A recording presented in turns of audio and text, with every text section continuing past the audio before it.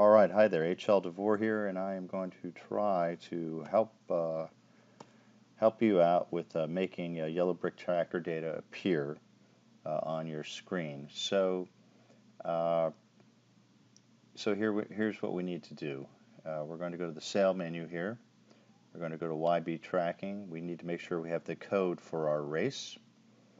We need to click Update Boat IDs, ideally at least just before the start or when you know everybody's trackers out there registered and on, so that you can get all the boats into your database. Where these default of update display time and archive position file are going to be checked, and we're going to click download. And voila, we're going to have positions. Well, you may not have those positions showing up like I did, and that's going to be because you don't have a couple of settings selected properly like I already do. Under display, you need to have race tracking boats and race tracking tracks checked. Okay, so that is what makes those boats display. You have to, again, you have to do update boat IDs at least once, so you have the boats in your database. Update display time checked is a default check, and archive position file is a default check. Leave those two checked. You do download. Okay, a common thing that happens is you've got some boats appearing, and you're the navigator and you're looking to see what's happening with the weather, and so you're stepping forward in time, you're clicking now, and all of a sudden you're saying, well, hey, where did all of my my competitive analysis go related to the YB tracker data? Well, what happened is it's a time step thing. You've stepped forward in time beyond the position time. So you back up, you say, where did they go? You go forward, you say, where did they go? You say, now, you don't know where they went. Well, that's because you're jumping over them in time. Click back over here on Sail. Look over here, sync time. It says sync display time to latest position report. Aha! Click that. You've synced your time back to the position time. That is evident, right, when you're displaying some weather on screen. Here's your display time, right? Click forward an hour, click back an hour. All right, I go to now.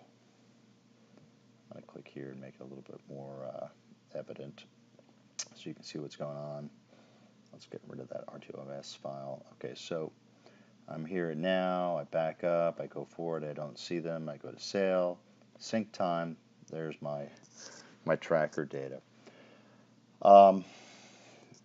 So I think I've shown you what you need to know for the most part. Over here in tracking, you know, if you do have to, I like to track all the boats in the race, but you know, if you want to limit your download, you can go over there to boats and select only the people you want to track, or only the people in your class, however you're going to do that. But if you don't have anybody here selected, then there's not going to be any display data. Okay, and it's nice to have a whole bunch of data if you've been downloading as you go. Then you'll have a whole bunch of individual files archived. Maybe 100 might be a bit much. That was almost a megabyte of data, but you'll see with that, I've now downloaded 100 half-hour increments of position data all at once, as opposed to individually. And you know, so I'm giving granular data on my tracking, showing you how there's a time step on the display here. I'm backing the boats up in time. I'm going forward. You know, if I go forward too far, I go to now. I've hopped right off. I'm in forward in time, and so the boats are not appearing, but they appear on the time scale basis. 2026 is my time here. Go Sail, go sync time. I just put them at the end of their trail so you can see their names. Excuse me. In the tracking file window here, by the way, this is resizable window, and you can make that a little bit bigger, and you can open up these column headings if they are not fully readable, and you can click on them, descending by SOG or ascending, descending. So I've got Sly there is doing 8.38. knots, and there's some good stuff you can look around and discover. But this basic problem, getting the boats to display, I know a number of people have had this problem in the past. I have had the problem. I have to remember it all the time. I think I've shown you some good tips here to how to do this.